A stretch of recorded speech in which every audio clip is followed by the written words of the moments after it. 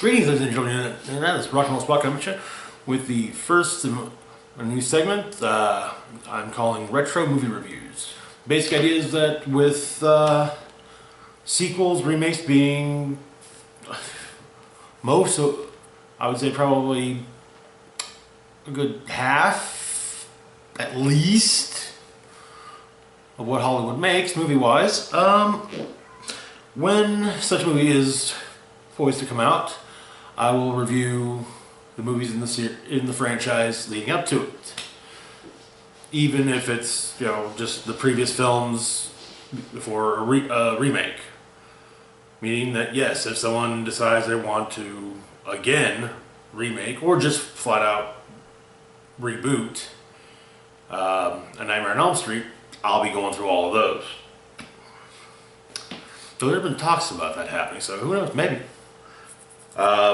Anywho, with the upcoming release of The Predator, and I think now we're at closer to 2.5 weeks as opposed to 3. I initially envisioned this a few days previously, and yeah, technical difficulties. Anywho, we'll start off with the Predator series. Probably doing one movie a week leading up to the me reviewing the new movie. So all that out of the way, let's get started on Predator. Predator is a 1987 sci-fi horror action movie as well, starring Arnold Schwarzenegger. And it centers on a rescue team, or a special forces rescue team in Central American jungle, being hunted and being stalked and killed one by one by an alien hunter. This continues until just the leader of the squad is left, and the two go one-on-one. Anyway, so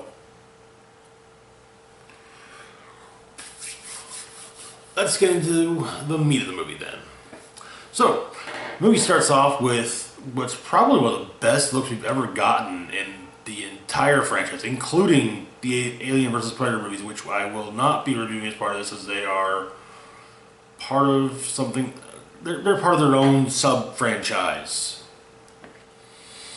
But anyway, this, like I said, this is probably one of the best looks at a Yautja ship.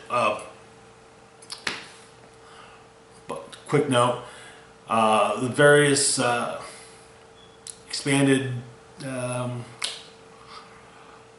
media have given a name to the alien race that is referred to generally as the Predators. That is Yautja. I will be referring to them as such. Anyway, so this is probably one of the best looks we get at a Yautja ship in all of the movies. Even the Alien vs. Predator movies. Anyways, it drops off a pod. Then we see we cut to a Dutch and his team arrive. Well, Dutch, played by Arnold Schwarzenegger, and his team arriving at a U.S. military base in Central America. Dutch is greeted by General Phillips, who was played in this by the late R.G. Armstrong. Anyway, so Dutch and Phillips go in. Phillips tells him what's up. Cabinet minister has been his chopper's crashed. Someone needs to go get him. Apparently, Dutch and his team are the best, as is said by, or at least they're said to be the best, as said by CIA agent and former commando, and in fact, longtime friend of Dutch, Dylan, played in this by Carl Weathers. So anyway, Dylan Dylan puts it in simpler terms. It also explains that, hey, I'm going with you. Dutch protests, but the general's like, hey man, we got our orders. Everyone's got orders. So basically, he has to take Dylan along with him. So now the team gets fleshed out. Actually, get our first introduction to the team as more than just guys getting off a chopper is probably on the chopper ride to into their landing zone. We meet Blaine, played by ex-pro wrestler turned politician Jesse Ventura, the lewd, crude, and extraordinarily manly man of the bunch, as he offers everyone chew, and everyone turns him down. During this, we also meet Mac, played by Bill Duke, who is a good friend of Blaine's. They've served together before. We learn later. Billy, played by Sonny Landham, who is the stoic pathfinder and tracker of the team. Poncho, played by Richard Chavez. Hawkins, played by Shane Black, who I might add is the director of The Predator. Hawkins' big thing is he's constantly trying to get Billy to laugh. He doesn't really have the best, from what I can tell, from what we see, he doesn't have the best luck at this. Also, we learned that Dylan and Dutch served together in Vietnam and were both given Zippos. So anyways, they get dropped off, they make their way through, and they find a crashed Huey. Upon inspection, it doesn't look like the kind of Huey, the kind of chopper that would be used for, ferrying a dignitary back and forth, but rather a surveillance chopper. Of course, it's been stripped, so who knows? Maybe it's just, it used to be, maybe it could have been one, then it just kind of got repurposed. But Billy notices something: multiple sets of footprints. There's the footprints from the cabinet minister and the guerrillas who shot down the chopper. Apparently they used a heat seeker, which, well, that's some pretty major hardware. And that's something that the Dutch comments on. It's pretty hardcore for them half-assed mountain boys. Getting better trained, getting better armored every day. So anyway, but yeah, we got the cabinet minister, we got the guerrillas, and a bunch of Army issue military boots or combat boots. Of course, Dylan knows nothing about this. Probably just guerrilla patrol. They take what they can get, even if it means U.S. issue combat boots. So they continue on, and they make a grisly discovery: 3 men skinned, hanging from a tree. Turns out the 3 men are what's left of a squad of Green Berets. They're stationed out of Fort Bragg. In fact, Dutch makes a point of mentioning he knows these guys. He knows these men. He knew them. Well, yeah, knew them.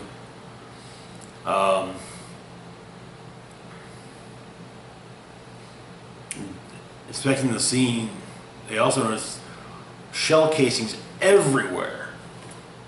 They were shooting in all directions. Didn't look like they hit anything. And they did, But yeah, and they all were killed and skinned and hung from the trees. Anyways, so moving on, the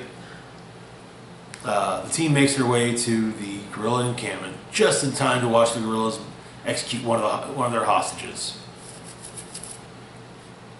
So, Dutch, basically puts everyone in groups of two and says, "Okay, you guys do this, you guys do that. I'll take care of this."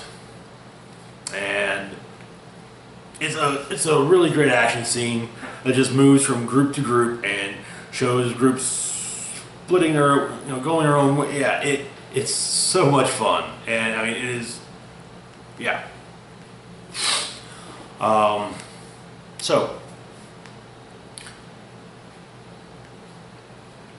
Mac comes and tells Dutch that found the other hostage.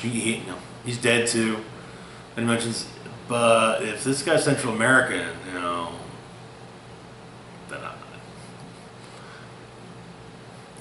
basically these guys are not Central American. Also, turns out that they killed some Russian military advisors. Looks like they stopped something pretty big. Dylan is going through all maps and paperwork that he finds. Oh, he's just thrilled. He's intel. Oh yes. And him and Dutch have an argument about the fact that Dylan lied to them to get them to do this mission. And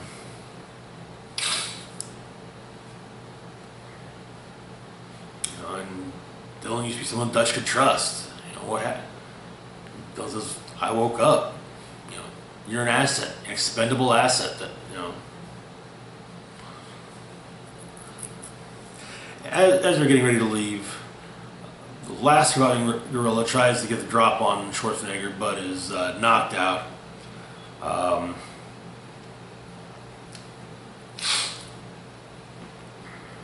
this is our introduction to Anna, played by Elpidia Carrillo. She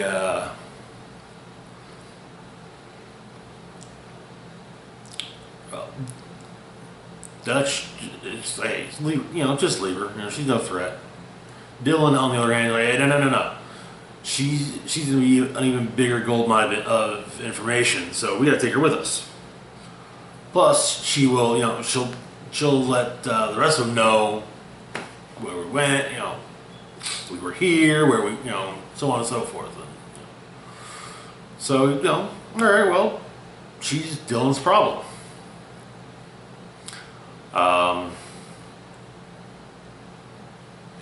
Over the course of this scene, we're also getting the occasional cut to infrared. The Yautja hunter viewing everything from his perspective. Also, as they're leaving, Hawkins manages to tell a joke that makes Billy laugh. So anyways, they can't go the way they came. It's too hairy. So the only way out is this terrible canyon that somehow have to make their way through. So trudge on through. Anna makes 2 escape attempts. The first one, she's stopped by Chavez. The second one, she's stopped by Hawkins, though Hawkins is quickly killed by the Yautja. And of course, Dylan figures, oh, it's just, okay, there's some hardcore guerrillas out here, they're tailing us. But, Dutch's like, no, why is she still here? What about, all Hawkins' gear? And Anna, just saying, stuff doesn't make sense. What it translates to is the jungle came alive and took him. Anyway, so later on we see the Yautja dragging Hawkins' body up into a tree and hanging him upside down. Next up on the kill list is Blaine, who gets shot by the Yautja's shoulder cannon. Mac views this though before the Yautja can take Blaine's body, and he immediately goes to avenge his friend, leading to this scene of just everybody blasting in just a general direction. And I mean, they hit trees. They do a good job of deforestation, that's for damn sure. Of course, we note, as the scene's ended, we note that, oh yeah, they did hit the Yautja. They just don't realize it because they think it's a dude they're up against. They don't see any puddles of red blood, so they obviously hit nothing. Anna gets some of the blood, rubs it on her pants. Maybe kind of a, hey, I'm not with these, as a way of kind of saying, hey, I'm not with these assholes. So,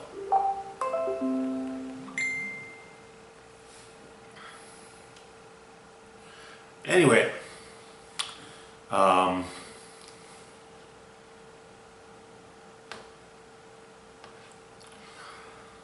they continue on. They make camp. They set camp for the night. Set all manner of tripwires, explosives.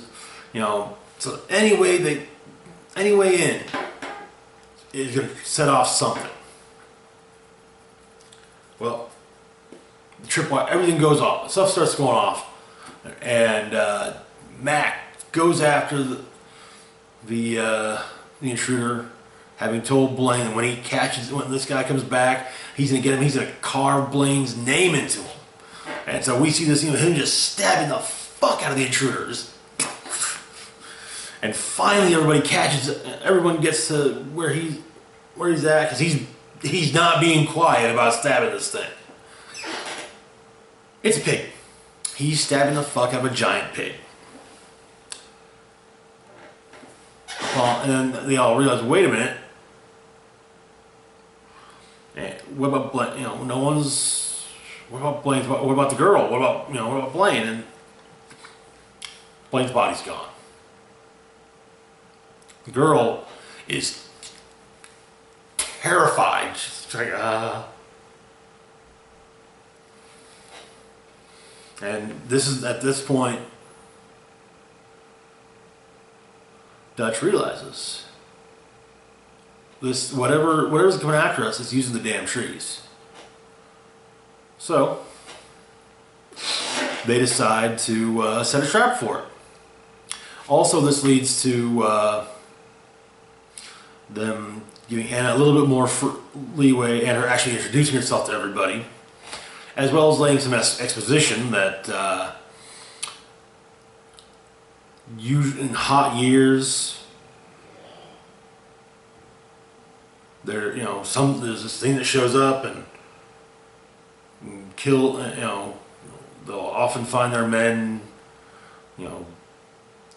dead skinned, or whatever. They find them all manner of just totally dead. And messy dead at that, I would say. And she also adds that this year it grows very hot. So, they set traps for it, but they got traps set. But it's not coming. No one's there. And so, oh yeah. Quick rewind. So I mentioned that the predator, that Yautja did get wounded during the big, everyone fire into the jungle to see how much we can destroy. See, this leads to our first actual glimpse of the Yautja. It's a glimpse, and it's actually one of those I love about the movie. But the Yautja, tends to his wounds, and there's one shot we get of him grabbing his leg, when he was shot in the leg. So he's got his helmet, got the helmet, and his head back and roars. And you're like, whoa, what the hell was that? Anyway, so the trap. Dutch goes out for, okay, well,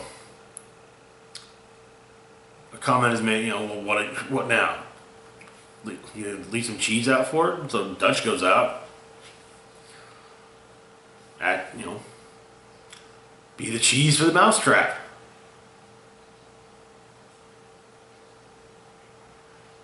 And that's when it springs the trap.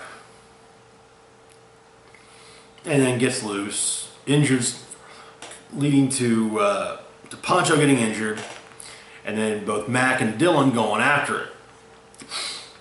And also, the main reason Dylan goes after it is that he actually gets a glimpse, second full glimpse of the Yautja. He gets a glimpse of it, like, huh, okay, all right, I'm on board. I'm on board with everybody now. Well, of course, this leads to first Mac getting blasted through the head by the Yautja, and then it takes its time with Dylan. First, blasting off his arm, or one of his arms, and while he started to get ready to get the other one to the one where he can, fire away. As it gets close enough to run him through with the wrist blades. So anyways, the remaining members of the team, Dutch, Pancho, Billy, and also Anna, make their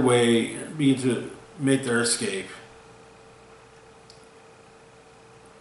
There's also a point where Dutch kicks a machine gun out of Anna's hands, basically to save her life. The idea being that, oh yeah, it didn't go after you because you weren't armed. It didn't see you as anything worth hunting. So, anyways, they get to a log bridge. They make their way across. About halfway across, Billy, who's pulling up the rear, stops, takes off his, goes shirtless, wraps the pouch he wears around his neck. He wraps it around his hand, pulls out his big ass knife, and prepares for battle. And we don't see this scene. We hear Billy scream. That's all. Now, to be perfectly honest, as much as I would love to have seen that fight, seeing that fight would have taken away from the end climax fight between the Yautja and Dutch. So anyways, the Yautja catches up to Dutch, Pancho, and Anna, kills Pancho, makes Dutch's gun useless, and he tells Anna to get to the chopper, which, even though she has no idea where the chopper is going to be, she manages to get there. But that's besides the point. He ends up having to escape a different way, which leads to him realizing that he can turn the tables on the Yautja. He ends up falling into a river and then crawling up onto the bank and covered in mud, and then it comes down after him. It's looking around. Doesn't see him though. It sees I want to say a ferret and blasts at it, but doesn't see Dutch. So for the next few hours, Dutch prepares all these homemade traps. He makes his own bow. He turns a couple of grenades into a couple of explosive arrows. Yeah, it's some. Yeah, it makes for a cool montage scene. Anyway, after that, we see the Yautja remove Billy's spine and skull, and hold it up. We also see him cleaning the skull off and putting it with the rest of the skulls that he's collected. And so now we get the big fight. And Dutch covered himself in mud, so. And he's sticking to the trees now. He's just like, yeah, okay, I'm gonna use all of his tricks against it. He manages to figure out where it is, and he uses one of his explosive arrows and shorts out the cloaking device. And yeah, it's this really cool thing where he's turning the tables on the Yautja, and then they both end up back in the river, and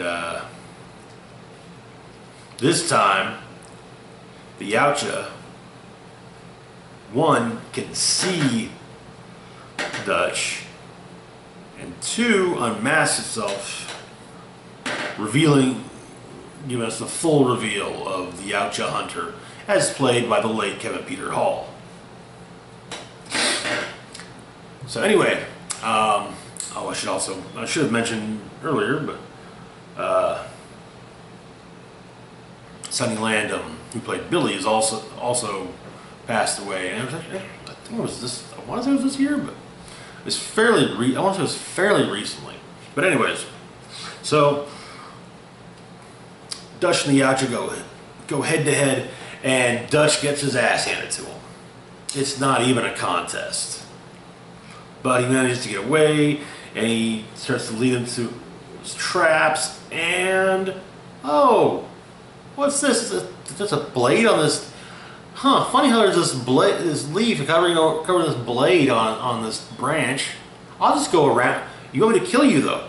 I can do that. I'll just go around. I'll go around this thing, because this might end up hurting me. So I'll just go around, bypass it. It's like, crap. Then he realizes that's put the Yautja in a perfect position for him to drop this gigantic log on top of him. So he does. And he goes in for the kill with a rock in hand.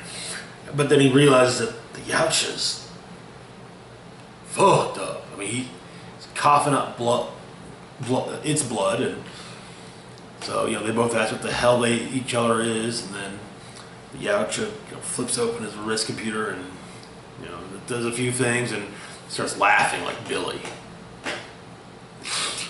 And it kind of clicks after watching the displays on the thing that, oh, it's a bomb. And so Dutch runs the fuck away as the bomb goes off. We're led to believe it's a low-yield nuclear device. Mushroom cloud, But the chopper finds him, and there's Anna on the chopper. How she got there, I mean, there must have been a point where we're saying, hey, go where she got, where they showed her the map. Like, okay, see this is where we've been going along here, and this is where the chopper's coming for us.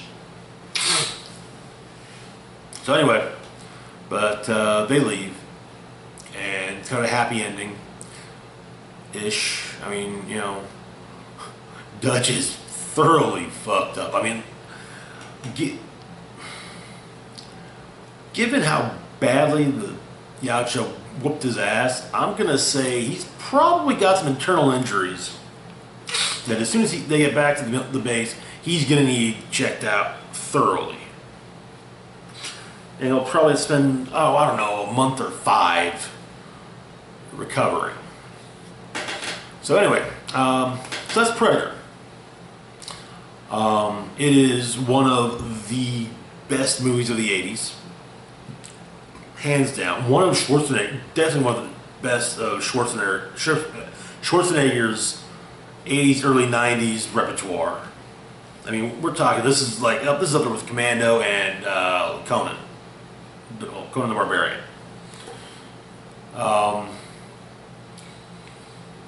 And it's just such a fun movie. That's the thing. It's actually really fun to watch. It's a movie I can watch over and over again just because it is just so much fun. Everything works out well. The actors have such great chemistry. You can you seeing them work together. You can buy. Okay, yeah, this is a this is actually this is a squad that has been through a lot of shit, and they mention things like there's one point early on where Pancho brings up Afghanistan, like, hey Major, remember Afghanistan? And Dutch's like, man, I'm trying to forget that shit, and Mac, while talking to Blaine's corpse, brings up this this time in Vietnam, but it's really just kind of gruesome. And the two, they were part of a squad that went in about, and like, it was, when all was said and done, they're the ones that came out of the mission.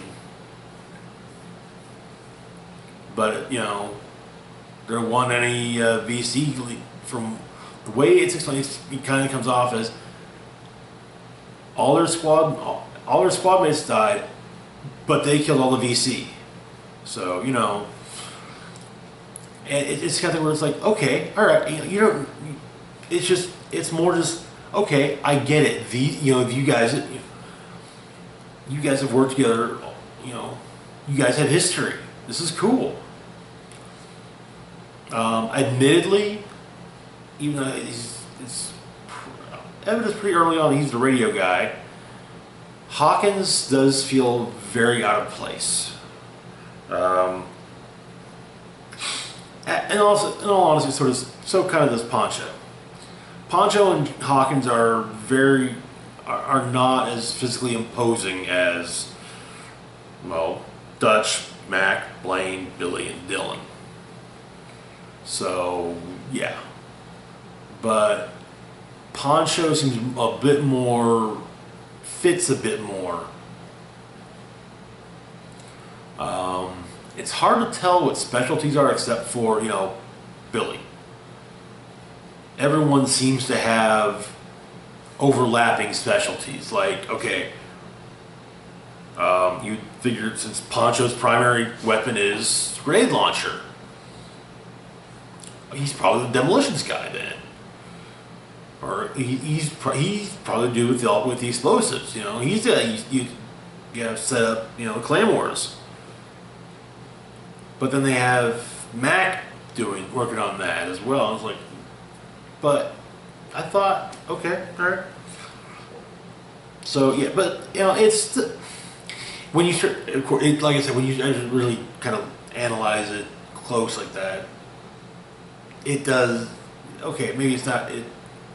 Maybe it loses some luster, but at the same time, I'm also looking at it with a very minimal degree of military knowledge. So, obviously, well, I would say both Mac and Blaine are carrying saws of a type, squad assault weapons. Blaine's just a teensy bit bigger. Blaine uses a minigun. Anyway, but yeah, that's Predator. Probably in the next week or so, I'm going to try and get up a review for Predator 2, which is probably one of the more divisive, probably the most divisive movie in the franchise. But we'll get into the divisiveness of it during the review. But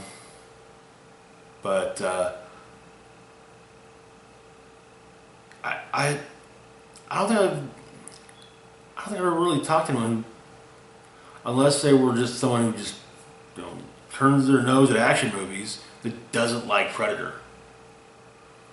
So anyways, yeah, that's Predator. It's a great movie. I'm looking forward to at least watching Predator 2. But yeah, like I said, next week we'll probably do Predator 2. Week after that will be Predators, and then probably a few days after Predators will be The Predator. So anyway, now one thing I should mention also. So we got the retro movie reviews. Let's say The Predator is a success, and a few years down the road, it's decided, hey, we're going to do Predator 5. I'm not going to go through all 4 again. I'm just going to review 5, the 5th movie. I'm not going to repeat the cycle. Once I've done a group of movies, that's that. So anyway, that's all I got for today. As always, feel free to like, share, and subscribe. Be sure to hit the bell icon for notifications of when I post new content. This is Rock and Roll Spock signing off, saying live long and rock hard.